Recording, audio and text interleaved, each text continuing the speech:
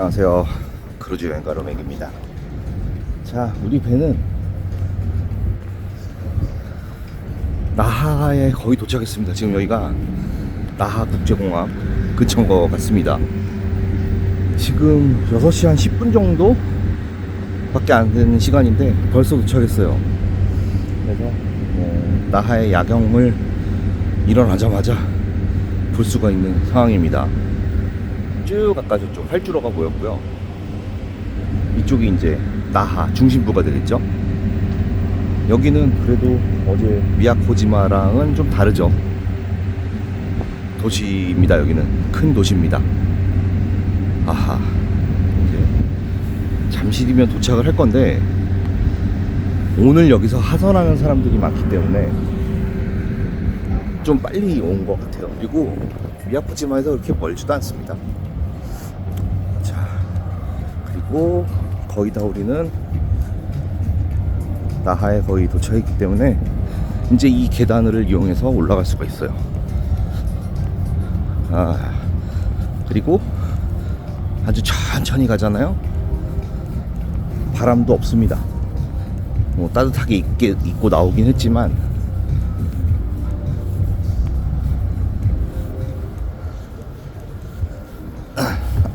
아우, 제가 무릎이 성치 않습니다.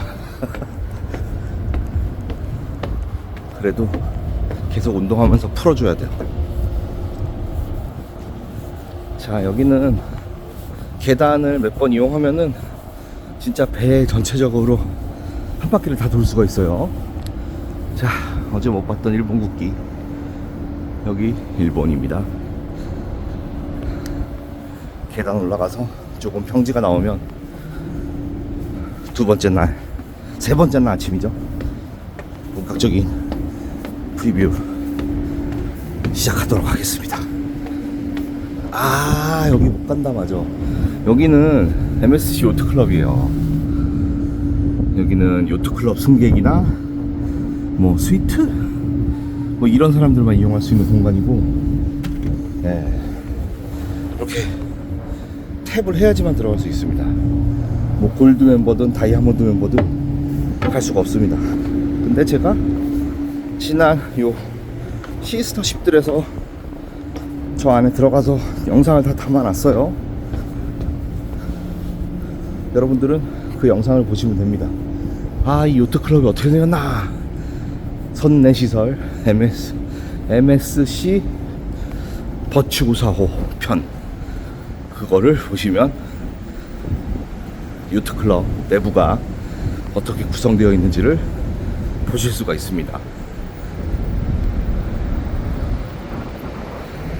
별거 없습니다. 안에 별도의 다른 공간이 있는 거죠. 여기는 또 막아놨네. 계단을 내려갈 수가 없네요. 그러면 다시 왔던 계단을 이용해서 내려간 다음에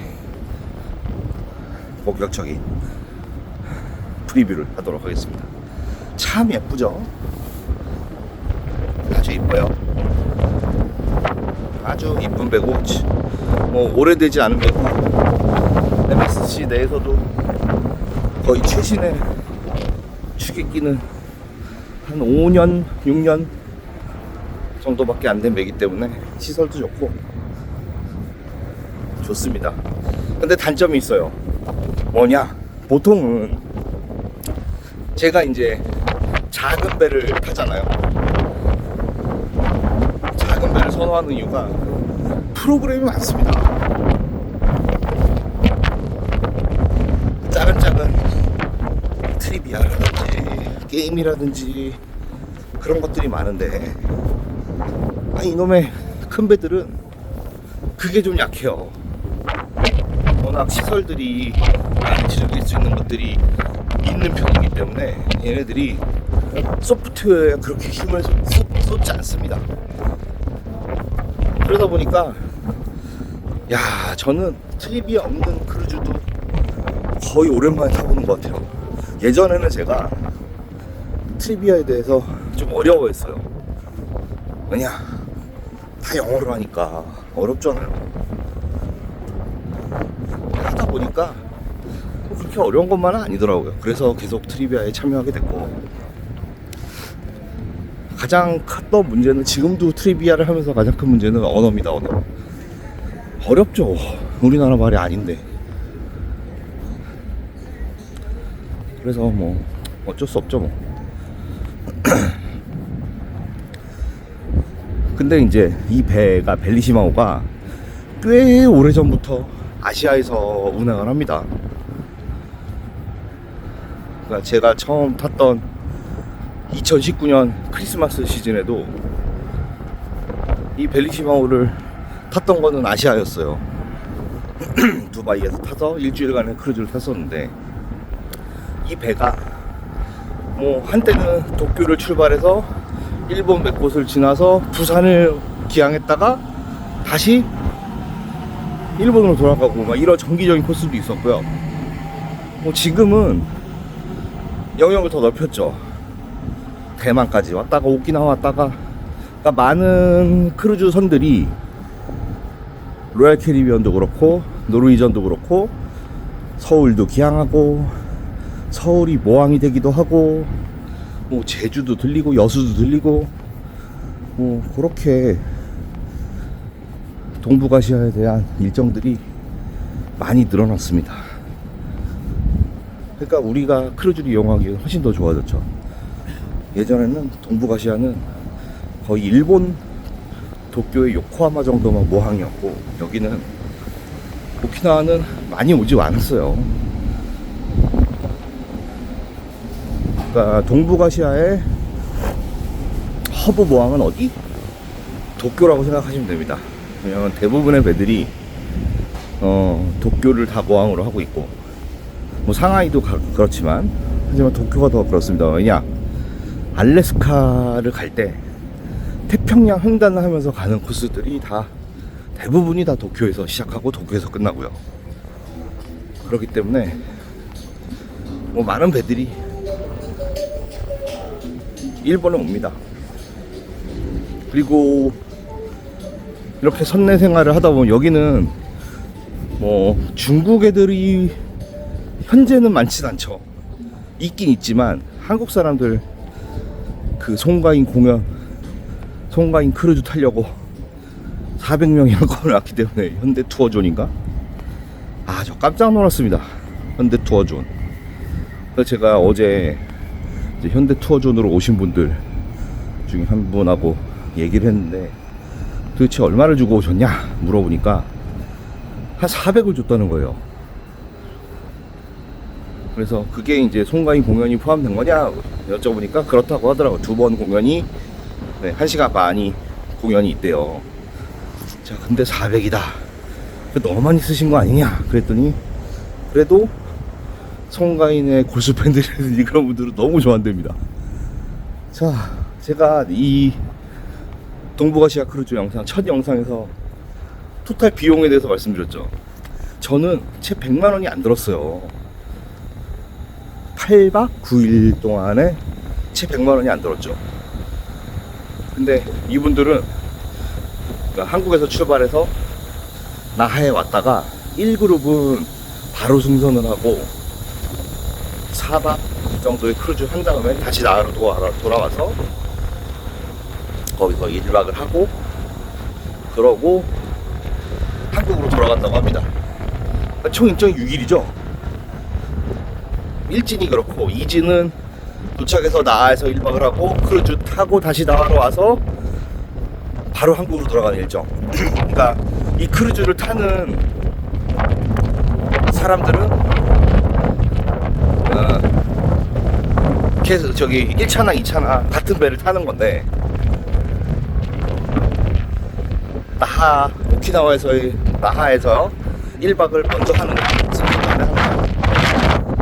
아니면 하선을 하느냐, 요거에 따라서 살짝 1차, 2차로 나눠졌다고 하는데, 여기 이제 400명이 송가인 공연 2번을 본다는 거죠. 송가인 공연이 얼마 정도 하는지 몰라서 어제 같이 여쭤봤지만 한 50만 원 정도 한다면서요. 잘 모르겠습니다.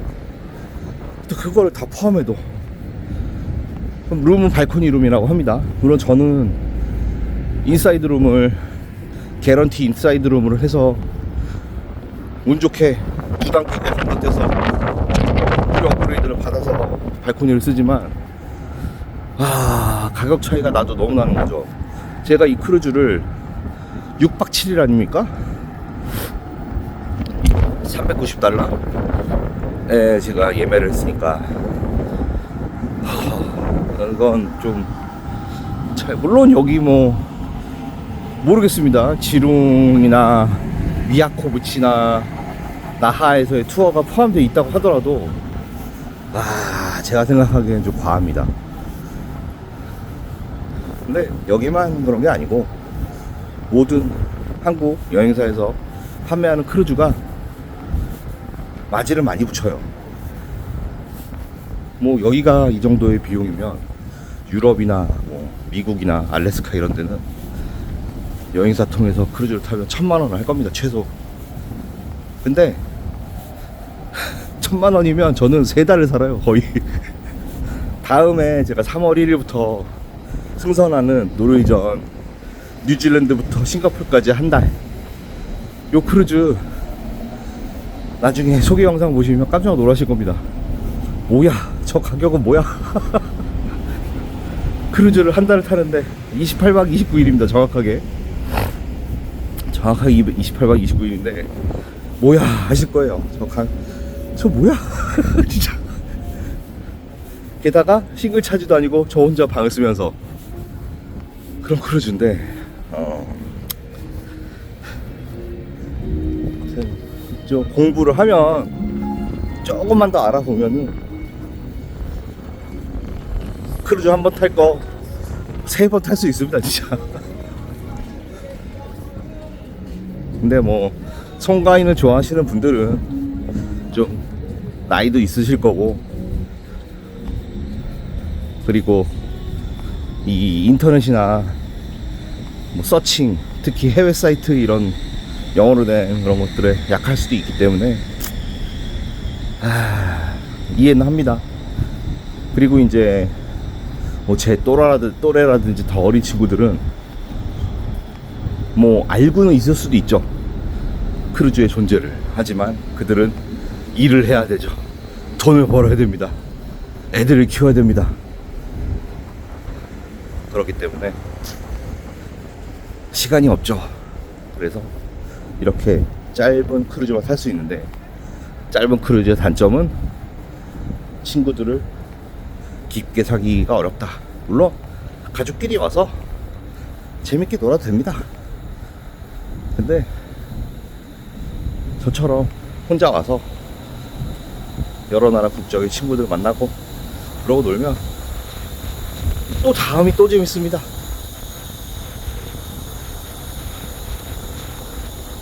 뭐 각자 여행에는 각자의 컨셉이 있고 취향이 있으니까 뭐라고 하진 않습니다. 제가 강요하지 않습니다만, 뭐 이렇게 여행하는 방법도 있구나, 쟤처럼 저렇게 노는 사람도 있구나, 요 정도로만 생각하시면 될 것 같습니다. 어쨌거나 나하에 도착을 했고, 뭐 간단하게 나하에 대해서 말씀드릴까 합니다. 자, 이제 여기가 크루즈 터미널 근처인데 나하 시장에 정박합니다. 아따, 왜 이렇게 갑자기 바람이 불까요?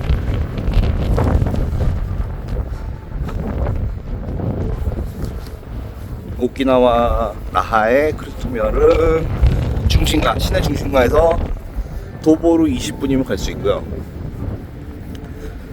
여기 크루즈에서 유료 셔틀버스를 운영을 합니다. 그래서 안내서를 보면은 뭐 국제거리까지도 가고, 그 다음에 박물관까지 가는 셔틀이 있다고 합니다. 근데 여기서 제가 오버나이트를 하게 되잖아요. 그러면 이틀간을 쓸 수 있는 건지 아니면 하루하루 끊어야 되는 건지 그거는 모르겠습니다. 알아보진 않았습니다, 오버나이트 했을 때. 왜냐, 저는 셔틀버스를 이용하지 않을 거기 때문에. 근데 선사신문에서 봤었던 거는 이틀은 아니었던 것 같습니다. 하루용 근데 또 다음날 또 쓰려면 또 티켓을 끊어야 된다. 예, 셔틀버스 티켓을 끊어야 된다. 그렇게 생각이 됩니다. 그리고 한 10분? 글쎄요, 10분, 15분 정도 걸어가면은 이 공항에서 출발하는 모노레일, 그게 이제 슈리선까지도 갈 수 있으니까 그거 타고 다니면 됩니다. 나머지 국제거리는 걸어 다니면 되고. 그렇기 때문에 굳이 뭐 여기서 교통으로 크게 뭐 스트레스 받을 일은 없다고 생각합니다. 자, 여기가 이제 현청 소재지예요. 오키나와 현. 인구가 약 31만 명 정도 된다고 합니다.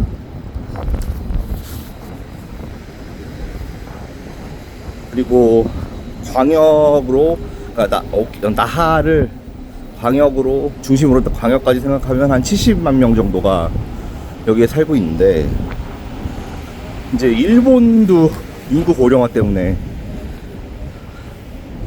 인구 피라미드가 많이 깨져 있잖아요. 여기도 우리가 더 심각하죠 지금은. 근데 여기가 지방도시 중에서 유일하게 계속해서 인구 증가가 있는 곳이라고 합니다. 그러니까 뭔가 먹고 살만하고 좋으니까 인구가 증가하겠죠. 우리는 진짜 심각하죠. 대한민국은 0.7명. 와, 한 쌍이 결혼해서 0.7명을 낳는 정도의 그런 출산율이니까 이건 진짜 심각한 겁니다.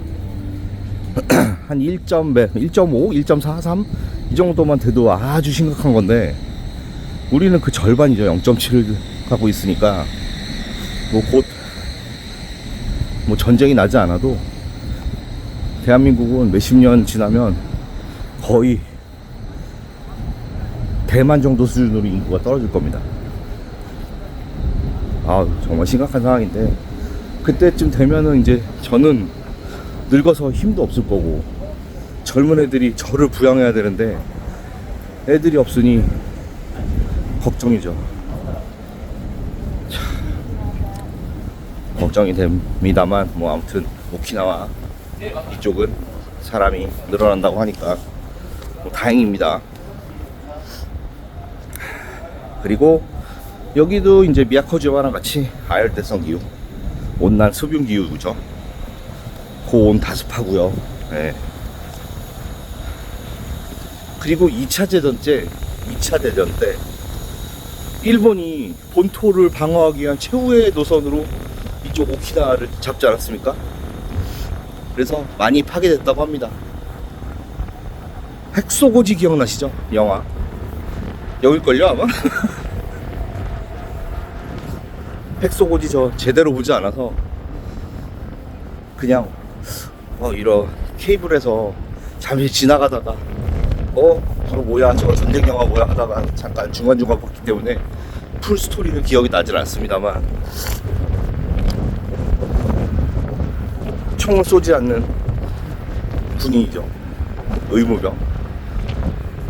영웅이 된 이야기. 막 절벽을 기어 올라갔다가 내려왔다 하면서 부상병들하고 이런 사람들 치러 나가고 막 그랬던 걸로 알고 기억해요. 그게 답니다, 제가 본 영화에.